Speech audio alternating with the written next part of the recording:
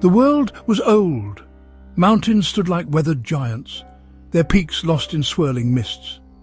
Between these peaks lay kingdoms, each a tapestry woven with rivers of silver and forests of emerald. Castles, grey and watchful, perched on cliffs, marking the lands ruled by kings with eyes as cold as iron. These kingdoms were not at peace. Ancient lines divided them, drawn in blood and magic, boundaries that whispered of forgotten wars. Magic pulsed in the very air, a force felt but rarely understood. It was a presence in the crackling fire, the rushing river, the whispering wind. Life for the people was harsh but simple. They farmed the land, their backs bent under the weight of seasons and ancient traditions. Magic for them was not a weapon of war but a tool of survival. It blessed their crops, guarded their homes and healed their wounds. They told tales of the old times, whispered around flickering hearth fires, stories of powerful wizards and forgotten gods. Each kingdom held its own legends, fragments of a forgotten history passed down through generations.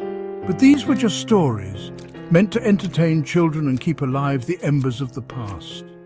Or so they thought. Nestled at the foot of the mountains of shadow lay the Valley of Whispering Willows. It was a place of quiet beauty, a small village surrounded by fields of golden wheat and guarded by the ancient willow trees. The villagers were a simple folk, their lives governed by the rhythm of the seasons and the distant whims of their king.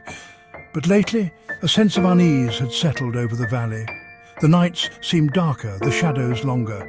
There were whispers in the wind, tales of strange lights seen in the mountains and figures moving beneath the moon.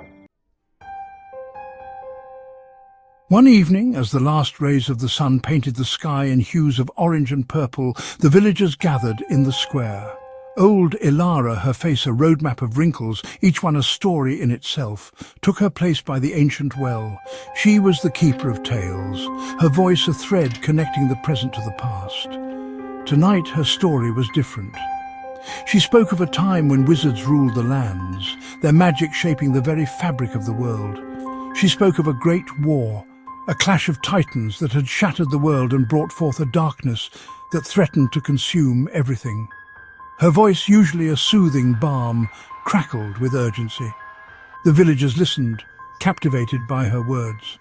The children's eyes widened in wonder, their imaginations ignited by tales of ancient battles and forgotten magic. But in the eyes of the elders, a flicker of fear danced. They remembered these stories.